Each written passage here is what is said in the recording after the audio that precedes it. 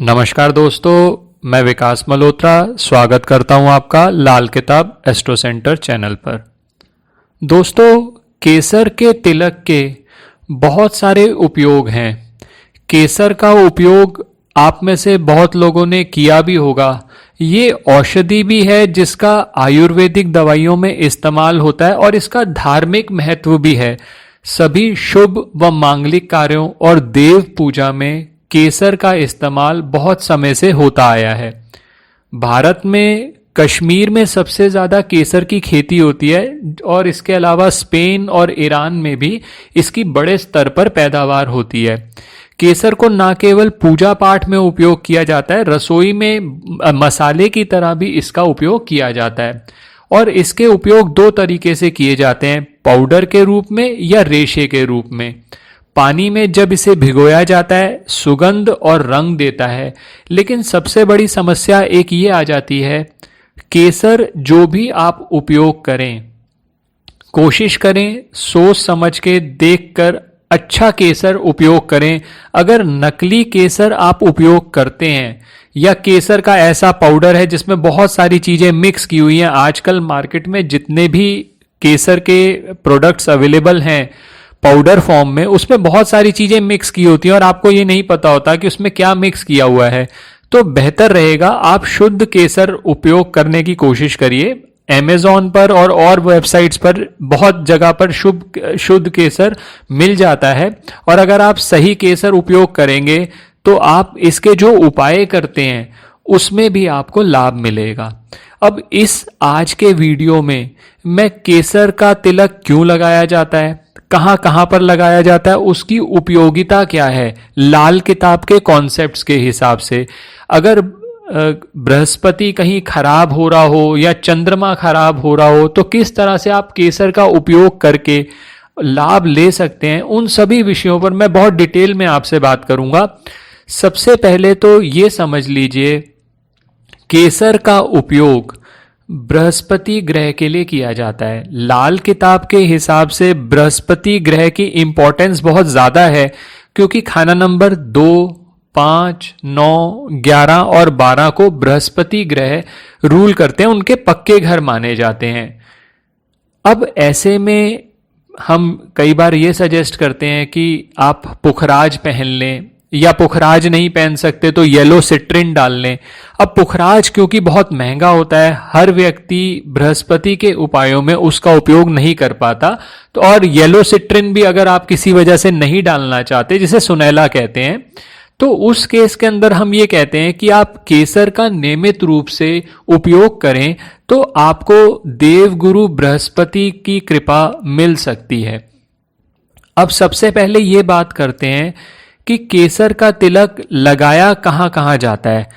केसर का तिलक जनरली हम ये कहते हैं नाभि, जुबान, माथे पर आप जरूर लगाएं। इसके अलावा कान पर भी और गले पर भी केसर का तिलक लगाया जाता है।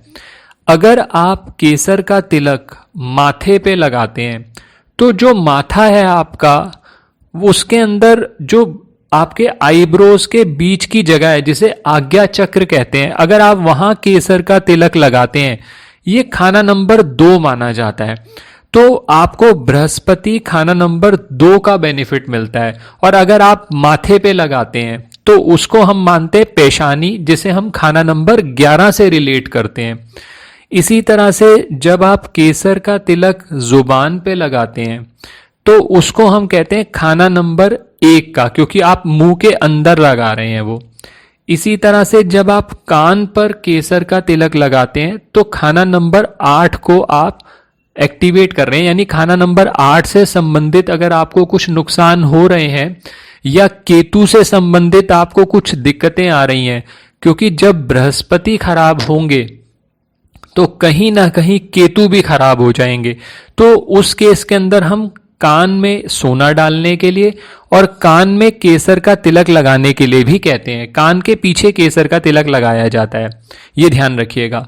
इसी तरह से नाभि पे जब आप लगाते हैं तो नाभि होती है खाना नंबर 4, और जब आप गले पर केसर का तिलक लगाते हैं तो वो होता है खाना नंबर 2।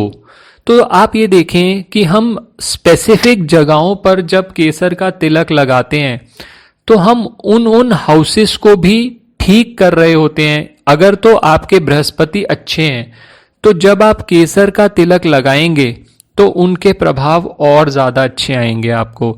और अगर कहीं बृहस्पति आपको मंदा असर दे रहे हैं तो केसर का तिलक लगाने से वो मंदा असर कम हो जाएगा। एक खाना नंबर 10 को छोड़ दिया जाए, जहां पर हम कहते हैं कि बहुत ज्यादा अगर आप सीधा बन के रहेंगे, बहुत ज्यादा भलाई का कीड़ा आप अपने मन में रखेंगे तो कहीं ना कहीं आपको नुकसान हो सकता है। वहां पर आपको शनि देव की चुस्ती चालाकी चाहिए। तो खाना नंबर 10 में जिनके बृहस्पति हैं उनको केसर का तिलक लगाने के लिए नहीं कहा जाता, क्योंकि पहले ही आप जरूरत से ज्यादा भलाई कर रहे हैं। कहीं आप बृहस्पति को और ज्यादा समावेश करेंगे तो आपको नुकसान हो सकता है। अब किन किन सिचुएशंस में कैसे हम यूज करते हैं केसर के तिलक का, क्योंकि बृहस्पति के उपाय में केसर के तिलक का प्रयोग किया जाता है, सोने का प्रयोग किया जाता है, पुखराज का प्रयोग किया जाता है और भी बहुत सारे प्रयोग किए जाते हैं जो कि छोटे से वीडियो में आप सबको के साथ शेयर करना थोड़ा मुश्किल है। कोशिश करूंगा कि आपको हाउस वाइज भी बताऊं कि आप किन किन सिचुएशंस में बृहस्पति के लिए ये उपयोग कर सकते हैं। तो सबसे अच्छा रहेगा अगर आपका खाना नंबर 1 में, 2 में और 3 में अगर बृहस्पति हैं तो केसर का सेवन करें और साथ ही केसर का तिलक भी लगाएं। अब केसर का तिलक कैसे लगाया जाता है वो मैं इस वीडियो के आखिरी में आपसे बात करूंगा कि केसर का तिलक लगाने का सही तरीका क्या है, और उसकी कुछ ऐसे उपाय भी आपको बताऊंगा जिससे आप बहुत ज्यादा फायदा ले सकते हैं। अगर आपके पास कुंडली नहीं भी है, आपको कुंडली की नॉलेज नहीं भी है, तो आपको इन उपायों से बहुत फायदा होगा। तो अंत तक वीडियो जरूर देखें।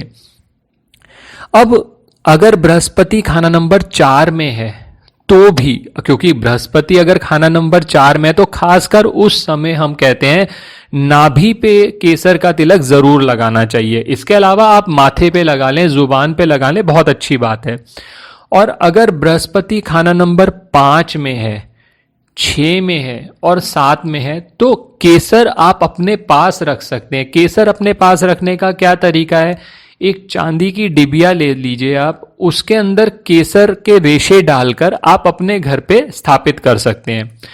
अब बृहस्पति अगर खाना नंबर 8 में है तो ये उपाय और ज्यादा फायदा करेगा कि एक चांदी की डिब्बी में आप केसर के थोड़े से रेशे डालकर अपने पास रखिए।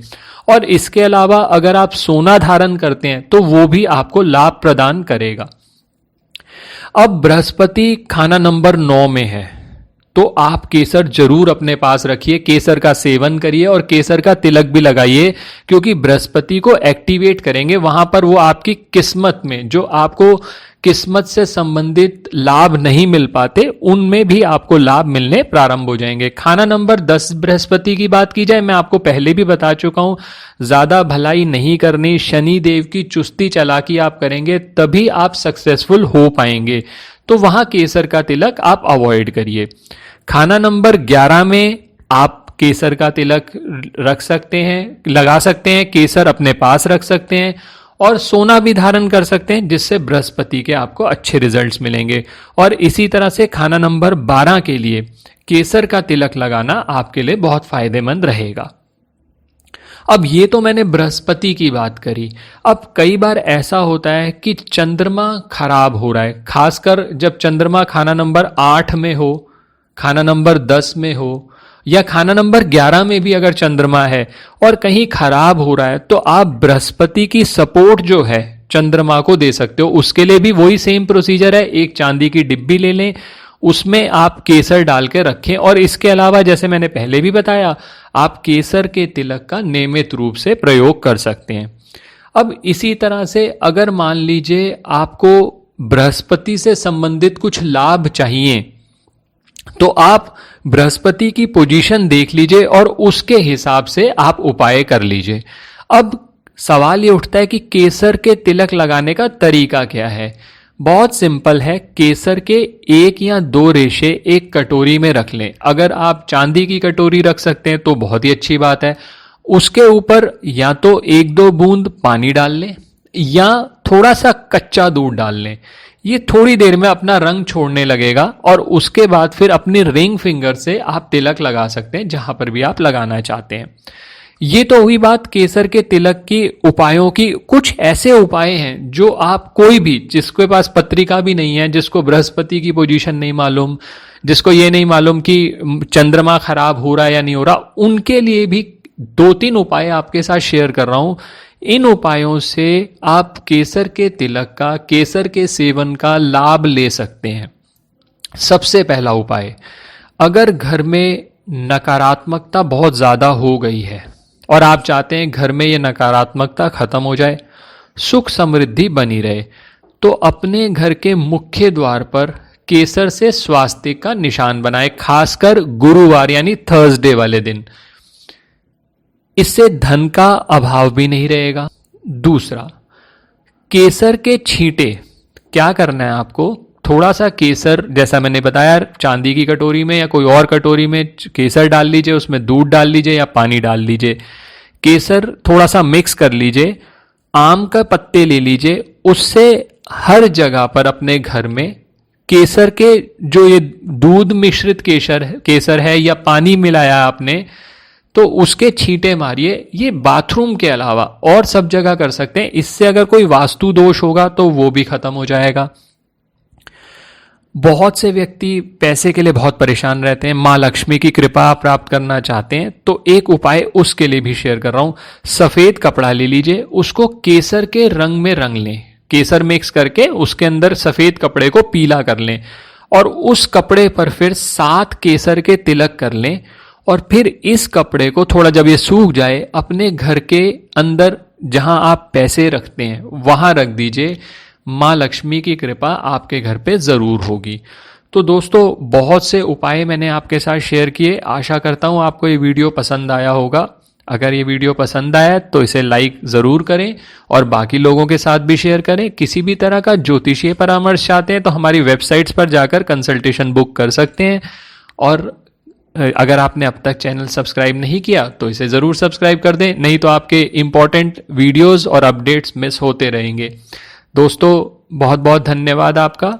कमेंट सेक्शन में आपको ये वीडियो कैसा लगा ज़रूर बताएं। धन्यवाद दोस्तों।